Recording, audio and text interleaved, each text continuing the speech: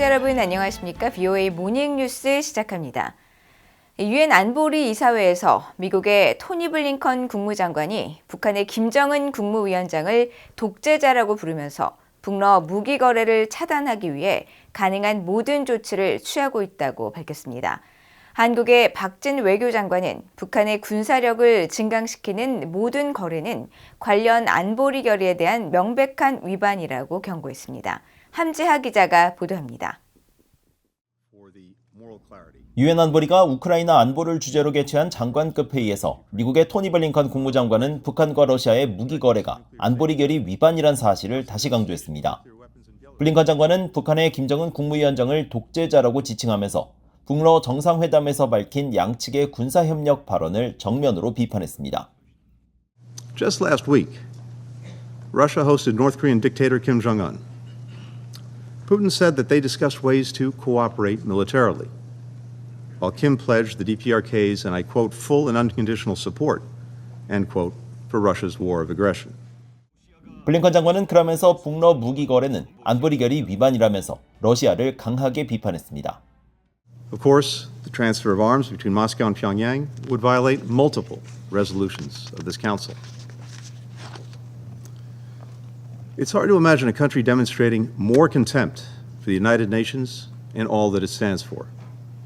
This from a country with a permanent seat on this council. 한국의 박진 외교장관도 북한과 러시아를 강하게 규탄했습니다.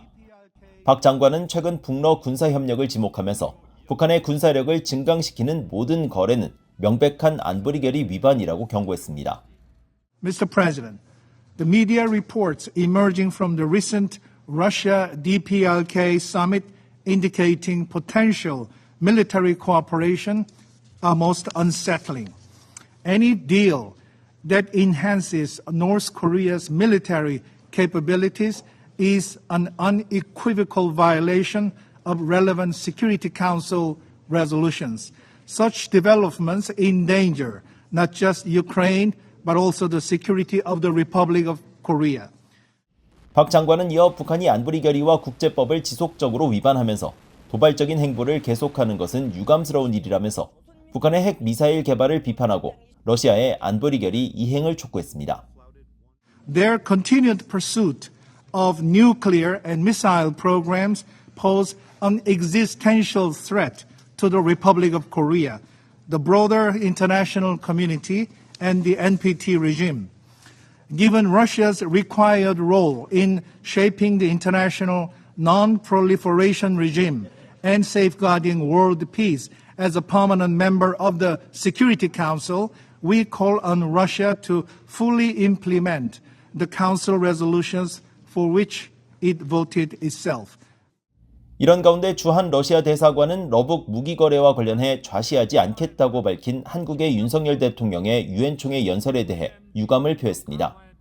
주한 러시아 대사관은 21일 페이스북 계정에 올린 글을 통해 러북 협력을 깎아내리기 위해 미국이 주도하고 미국과 한국 언론이 지원하는 선전 활동에 동참한 것에 대해 깊은 유감을 금할 수 없다면서 추측성, 사실 묵은 발언들을 도발적이고 대결적이며 미국을 필두로 한 서방 집단이 러시아를 상대로 벌이고 있는 침략적인 하이브리드 전쟁과 궤를 같이 하는 것으로 간주한다고 밝혔습니다. 이어 러시아는 선량한 이웃이자 오랜 파트너인 북한과의 관계 발전과 관련된 의무 등 우리가 약속한 모든 국제 의무를 변함없이 준수하고 있다고 주장하고 한국 지도부가 현재의 상황과 한국이 계속 반러 노선을 따를 경우 러한 관계와 한반도 정세에 미칠 부정적인 영향을 냉철하고 객관적으로 평가할 것을 촉구한다고 밝혔습니다. VOA 뉴스 함지아입니다. 존 커비 백악관 국가안보회의 전략소통조정관은 조 바이든 대통령과 우크라이나의 볼라디미르 젤렌스키 대통령이 21일 정상회담을 한다면서 북한 문제가 논의될 가능성을 시사했습니다. 커비 조정관은 20일 온라인 브리핑에서 유엔 총회 일정을 갖고 있는 바이든 대통령이 21일에는 워싱턴으로 복귀해 젤렌스키 대통령과 정상회담을 할 것이라면서 두 정상은 지난 1년 반 동안 직접 대면 외에도 정기적으로 통화를 하는 등 계속 소통해 왔다고 강조했습니다. 이어 두 정상은 러시아가 탄약과 군수품을 공급받기 위해 북한과 같은 나라에 손을 뻗고 있고 이란으로부터 드론을 계속 공급받으며 주거용 건물과 병원을 비롯해 에너지 인프라에 대한 공습을 계속하는 매우 중요한 시기에 젤렌스키 대통령과의 만남이 이루어진다면서 관련 문제들이 양국 간 주요 관심사임을 분명히 했습니다. 또 현재 우크라이나는 러시아와의 전쟁에서 반격에 계속 진전을 보이고 있으며 해당 전선의 우선순위를 두고 자원을 추가 배치하고 있다면서 우크라이나에 대한 지원 논의가 집중적으로 논의될 것이라고 강조했습니다. 한국 정부가 북한의 핵 미사일 개발과 러시아 등 제3국과의 무기 거래에 관여한 개인 10명과 기관 2곳에 대해 독자 대북 제재를 추가로 단행했습니다. 한국 외교부는 21일 한반도 및 국제사회의 평화와 안정에 대한 심각한 위협을 야기하는 북한의 불법 활동에 단호하게 대응하는 차원에서 대북 독자 제재 대상으로 지정한다고 밝혔습니다. 한국 외교부에 따르면 이번 제재 대상은 러시아 등 제3국 무기 거래와 관련해 슬로바키아 국적의 베루소와 북한 정찰총국이 운영하는 글로컴 등 기관 2곳, 베루소의 소유주인 아쇼트 무크르티체프와 북한인 리혁철, 김창혁, 변원근 등 4명입니다. 또 북한 핵 미사일 개발과 관련해선 북한의 강순남 국방상과 박소일 전 인민군 총참모장, 리성학 국방과학원 당책임 비서 등 3명과 러시아 등지에서 불법 금융거래에 관여한 블라디보스토크 주재 제1신용은행 대표부의 조명철과 모스크바 주재 동성금감은행 대표부의 리창민 등 북한인 3명입니다.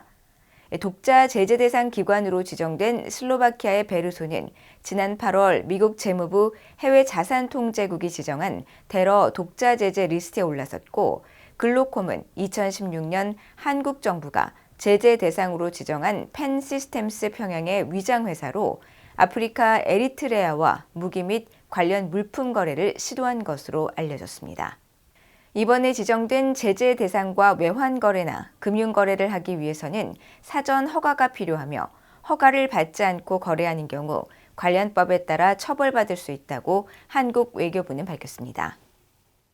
한국의 장호진 외교부 1차관은 북한에 대한 러시아의 중요 군사협력 물증이 확인될 경우 미국이나 일본, 유럽연합 등과의 제재 공조나 독자 제재를 할 수 있다고 밝혔습니다. 장호진 1차관은 21일 국회 외교통일위원회 전체 회의에서 현재 안보리 결의가 작동하지 않지만 미국이나 일본, 유럽연합 등 서방 진영 또는 우리와 뜻을 같이 하는 나라들과 제재 공조를 할 수도 있고 당연히 독자 제재를 할 수도 있을 것이라고 말했습니다. 장 차관은 또 러시아로부터 북러 정상회담에 대한 설명을 들었느냐는 의원의 질문에 이번 주에 설명하는 것으로 안다고 답했습니다. 한국의 김영호 통일부 장관은 북한이 7차 핵실험 등 중대 도발을 하면 9.19 남북 군사합의 파기를 검토할 수 있음을 시사했습니다. 김영호 통일부 장관은 21일 국회 외교통일위원회에 출석해 상황이 안 좋으면 9.19 합의를 파기할 생각을 정부 내에서도 갖고 있느냐는 더불어민주당 김홍걸 의원 질문에 북한의 7차 핵실험을 거론하면서 만약 중대 도발을 하게 되면 9.19 합의 정신을 북한이 명백히 어긴 것이라고 보기 때문에 정부도 그 상황에 대응해서 적절한 대응 조치를 내놔야 한다는 게 정부의 입장이라고 밝혔습니다. 김 장관은 그러면서 5년 전 9.19 군사합의 체결 후 북한의 합의 위반 건수에 대해 정부가 파악한 것은 17건 정도라고 밝히고 현 정부는 9.19 남북군사합의에 대해 우리가 가진 정찰 자산이나 휴전선 이남 군사작전 같은 것을 상호 못하게 해 결론적으로 우리 안보에 불리한 합의라고 보고 있다면서 그런 부분도 염두에 둬야 한다고 말했습니다. 한국 내 탈북민 단체인 자유북한운동연합이 대북전단과 USB 등을 담은 대형 풍선을 북한 쪽에 날려보냈습니다. 자유북한운동연합의 박상학 대표는 보도자료를 통해 20일 밤 11시쯤 인천광역시 강화군에서 제20회 북한 자유주간을 맞아 대북전단 20만 장과 USB 1000개, 진짜 용된 나라 대한민국이라는 제목의 소책자 200권을 대형 풍선 20개에 매달아 보냈다고 밝혔습니다. 박 대표는 사실과 진실을 전하는 것은 탈북민들의 가장 중요한 사명이고 의무지만 대북전단 금지법이 아직도 헌법재판소의 문턱을 넘지 못하고 국제사회의 비난을 받고 있다며 북한 인민의 인권과 자유 확산을 위해 더 많은 정보를 계속 북한으로 보낼 것이라고 밝혔습니다.